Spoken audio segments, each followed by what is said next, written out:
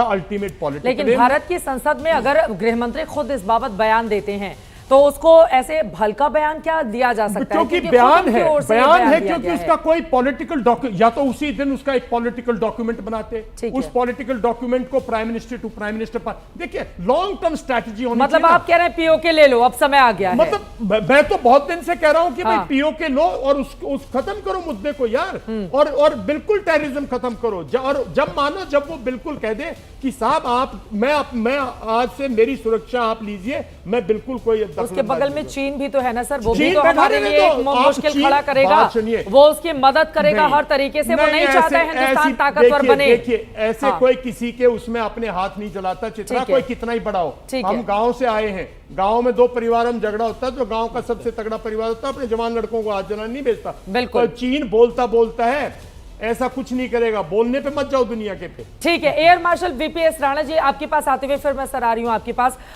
प्रधानमंत्री नरेंद्र उन पर आवाज उन तक नहीं पहुंच पा रही है। OP Tiwari ji, vice marshal OP Tiwari ji, आपसे प्रधानमंत्री अगर बुलाकर पूछते हैं कि बताइए परमानेंट इलाज किस तरह से किया जाए पाकिस्तान का, क्या सलाह देंगे? देखिए पहले मैं वोरा साहब की बात कहूंगा कि इसकी प्रोबेबिलिटी नकारा नहीं जा सकता।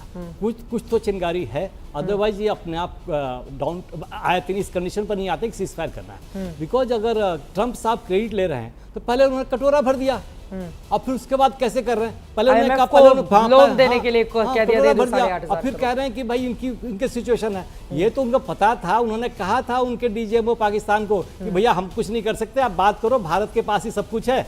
तो फाइनली यही हुआ, बट वो ट्रूट करके क्रेडिट ले लिया। मैं दूसरी पॉइंट पर आ रहा हूं, जो विश्वदास साहब कह रहे थे कि भाई परमानेंट सोल्यूशन क्या है। परमानेंट सोल्यूशन देखिए, पाकिस्तान आर्मी ही टेररिस्ट है। पाकिस्तान आर्मी हमें नहीं कहना चाहिए, terrorist word should be replaced by Pakistan.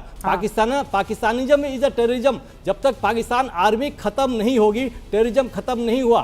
1971 में पाकिस्तान के आर्मी चीफ ने कहा था कि हम ऐसे लड़ नहीं सकते तो हमें किसी और तरीके से इंडिया को तंग करना पड़ेगा। तो उन्होंने नए कोर नहीं बनाए, बल्कि नए कोर बनाया और तीनों का नाम दिया जैश, लश्कर और निजामुद्दीन, और उनको रैंक भी दिया और खाली चोला पढ़ाया। अब वो चोला पहना के वो अपना प्रॉक्सी वॉर उससे कर रहे हैं। आपने देखा इसका जब अंतिम संस्कार हो रहा था, क्या हो रहा था?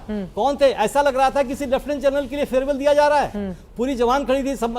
तो ये तो मैं पूरा कंफर्म हूं। सर जो बातें कह रहे हैं जरा नाम दिखा दीजिए, वो लश्कर आतंकवादियों के जनाजे में जितने भी पाकिस्तानी सेना के अधिकारी थे उनका नाम भी चला दीजिए सर, अपनी बात आगे बढ़ाइए। देखिए तो ये पाकिस्तान की आर्मी को खत्म करने के लिए पाकिस्तान आवाम को सड़क पर आना पड़ेगा, पाकिस्तान आवाम को हिम्मत करना पड़ेगा। जिस तरीके से पाकिस्तान आर्मी पाकिस्तान के आवाम का शोषण कर रही है 1953 ऑनवर्ड्स, उन्हें मालूम है कि कटोरा में जो आईएमएफ ने दिया है उस कटोरे का आधा अमाउंट ही मुनीर जैसे और इससे लोग अपने ऑस्ट्रेलिया और यहाँ के अकाउंट में भेज देंगे, बाकी आधा चाइना को दे देंगे। आवाम को कुछ नहीं मिलने वाला। जो पानी बंद किया भारत ने, वो पानी पीने के लिए भी नहीं मिलेगा। मुनीर को तो कोई पानी की चिंता नहीं है, उसका परिवार तो बाहर बैठा हुआ है। ये तस्वीरें जो बातें आप कह रहे थे उन आपकी बातों को पूरी तरह से पुख्ता करने के लिए ये हमने तस्वीरें निकाल कर रखी हुई हैं। आप देखिए, लश्कर आतंकवादी जिसको हिंदुस्तान ने मारा है उसके जनाजे में पाकिस्तान के सैन्य अधिकारी, देखिए लेफ्टिनेंट जनरल फैयाज हुसैन शाह जो कोर कमांडर है वो आपको दिखाई दे रहा है खड़ा हुआ। मेजर जनरल इमरान सरताज जीओसी है, ब्रिगेडियर फुरकान शब्बीर कमांडर है, उस्मान अनवर आईजी पंजाब पुलिस का, मलिक सोहेब अहमद विधानसभा सदस्य पंजाब का। तो ये तो आतंकवादियों के जनाजे में जा रहे हैं।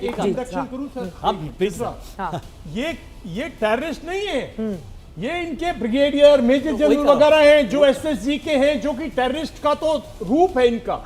असली में तो ये एनरोल्ड है प्रॉपर उनकी आर्मी के, उनके आईएसआई की जो स्पेशल ग्रुप है, बिल्कुल है ये उसके रैंक। मतलब आप कह रहे हैं आतंकवादियों ने वर्दी का चोला पहन लिया है पाकिस्तान के भीतर। आते तो उस चोले में आते, बिल्कुल ये नहीं आते। जब शुरू में आए थे यहाँ इन्होंने जाल इन लोगों ने बिछाया था, अब तो ये वहां जाके बैठ गए हैं। तो ये उसके जनाजे में आए तभी झंडा लगा, तो दुनिया को पता होना चाहिए। इसमें कोई मैं आपसे एक स्टेप आने जाऊंगा। सारी बटालियंस कोई कोर रेज करती है, कोई कोर रेज करती है। इन्होंने भी 3 कोर रेज किया, वही बता 3 कोर रेज किया। तीनों लश्कर जैसा दिन, ये तीनों उनके लेफ्टिनेंट जनरल्स के बराबर हैं। इनका कोर हेडक्वार्टर जो डैमेज किया गया है, इनका जो आतंकी हेडक्वार्टर, ये कैंटोनमेंट जैसा है, सारे पर्क्स हैं। लेफ्टिनेंट जनरल जो आर्मी जो मेजर जनरल आपने एंजॉय किया होगा, सब कुछ है। ये चोला 1971 में डिसाइड हो गया था कि हमें ऐसी कोर रेज करेंगे जिसको ऐसा चोला पहनाएंगे। सर सब पता ही हमें, फिर क्यों नहीं कर देते परमानेंट इलाज? अगर सारी जानकारी हमें है, इतनी सरकारें आई, इतनी सरकारें गनी, और मुझे तो हैरानी होती है बहुत कई बार ये भी, मुंबई हमलों के बाद हमने क्यों नहीं घर में घुसकर मारा?